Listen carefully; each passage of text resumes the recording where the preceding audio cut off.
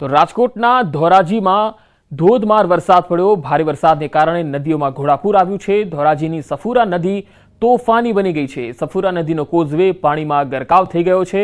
પંચનાથ મહાદેવ મંદિરથી ખેતરે જવાનો માર્ગ ડૂબ્યો છે। કોઝવે પરથી લોકોને પસાર ન થવા માટે તંત્રએ સાવચેતી પણ આપી છે।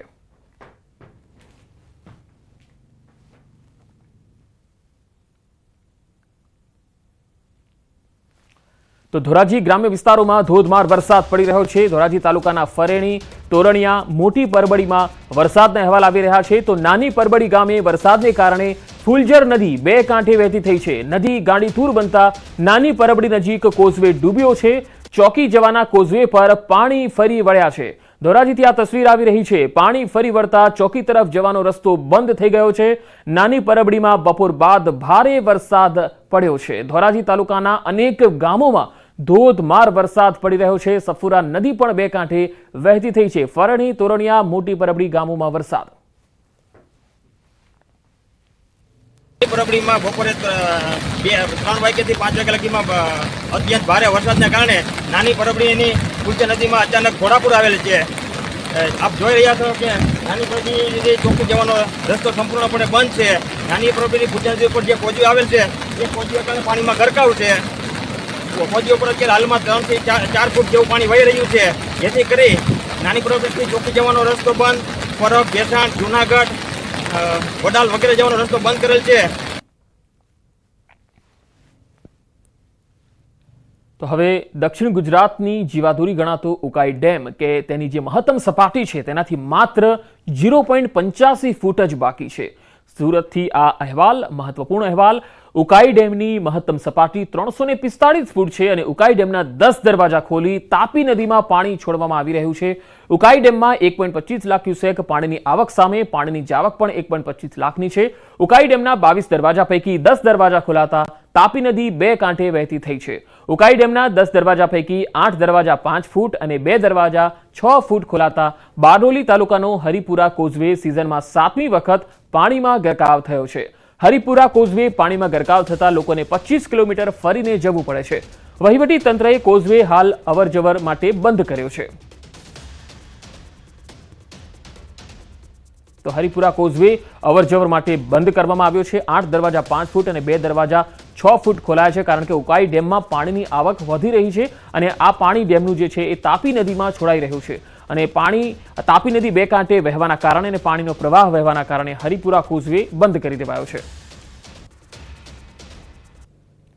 હવામાન વિભાગની આગાહી પ્રમાણે જામનગરના જે દ્રશ્યો આવી રહ્યા છે તે બતાવી રહ્યા છે કે જામનગર જિલ્લામાં પણ અલગ અલગ વિસ્તારોમાં છૂટો છવાયો વરસાદ પડ્યો છે। જોડિયા પંથકના ગ્રામ્ય વિસ્તારોમાં પણ વરસાદ વરસ્યો। લીંબુડા, હડિયાણા સહિતના આસપાસના ગ્રામ્ય વિસ્તારોમાં છૂટો છવાયો વરસાદ પડ્યો છે। જામનગર જિલ્લાના અનેક વિસ્તારોમાં આજે સવારથી જ વરસાદી માહોલ જોવા મળ્યો છે।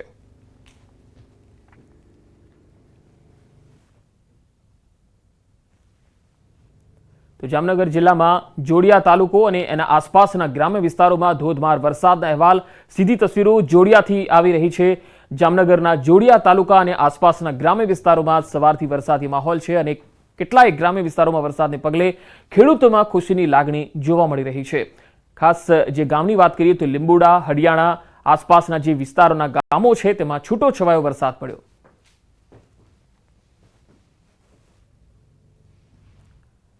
તો જૂનાગઢમાં પડેલા સાંવેલાધાર વરસાદના કારણે સર્વત્ર પાણી જ પાણી જોવા મળ્યું હતું। વહીવટી તંત્ર અને કોર્પોરેશનની ટીમો ભવનાથ વિસ્તારમાં પહોંચી હતી। કલેક્ટર અને મ્યુનિસિપલ કમિશનરે પણ સ્થળ નિરીક્ષણ કર્યું હતું। પાણી ભરાઈ જતા વાહન વ્યવહારને ડાયવર્ટ કરવામાં આવ્યો છે।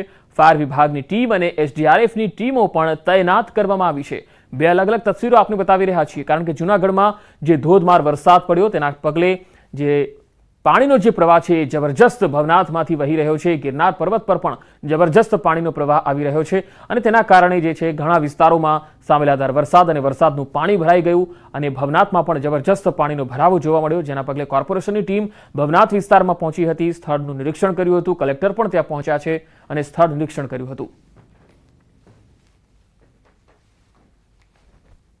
જૂનાગઢમાં છેલ્લા 2 દિવસથી ઝરમર વરસાદ પડી રહ્યો છે અને આજે બપોરે 2 થી 4 સમયગાળા દરમિયાન ગિરનાર પહાડ પર લગભગ 60 mm જેટલો વરસાદ નોંધાયો હતો અને આ ભારે વરસાદના કારણે પહાડ પરથી તળાવ ઉપર થાય કે પાણી ખૂબ વેગ માત્રામાં અહીંયા આવે છે. એના કારણે જે અત્યારે રામકૃષ્ણ જે આ બ્રોડ એમાં પણ ઘણું પાણી ત્યાંથી ઓછો રસ્તા પર આવ્યું અને આથી થોડા વ્હીકલ મુવમેન્ટ વગેરેમાં ટ્રાન્સપોર્ટ ટ્રાફિક બંધમાં ઇસ્યુ થયા હતા, પરંતુ ત્યારબાદ વરસાદ સ્લો થઈ ગયો છે.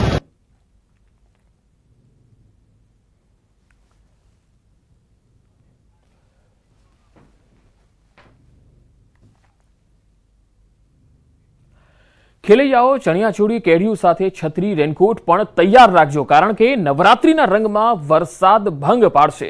નવરાત્રીમાં વરસાદના વિઘ્નની હવામાન વિભાગની આગાહી છે. સૌરાષ્ટ્ર કચ્છમાં ખેલૈયાઓ શાંતિથી રમી શકશે ગરબા, પરંતુ વડોદરા, અમદાવાદ, સુરતમાં વરસાદ બગાડી શકે છે નવરાત્રીની મજા. સૌરાષ્ટ્ર કચ્છમાં વાતાવરણ સૂકું રહેવાનું અનુમાન છે. દક્ષિણ ગુજરાત, મધ્ય ગુજરાત, ઉત્તર ગુજરાતમાં છૂટો છવાયો વરસાદ રહેશે.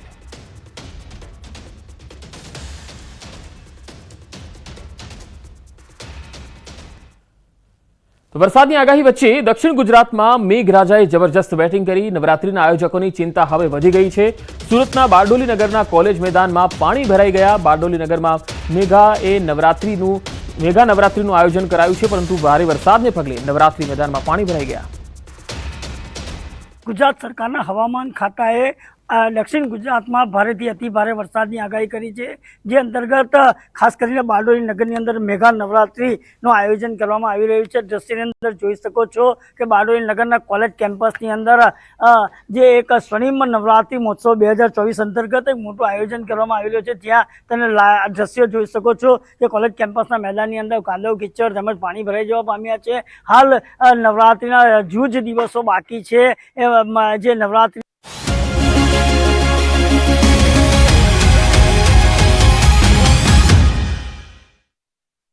એરટેલ દ્રશ્યો જોવા મળ્યા. ગાંધીનગર અમદાવાદ રોડ પર જાણે નદી વહેતી હોય તેવું લાગી રહ્યું છે.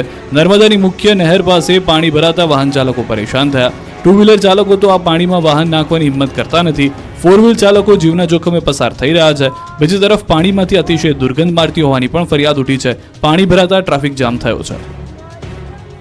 વડોદરામાં બુધવારે 110 કિલોમીટરની ઝડપે પવન ફૂંકાતા 20 મિનિટમાં તબાહી મચી ગઈ. 4ના મોત, 300થી વધુ વૃક્ષો ધરાશાયી.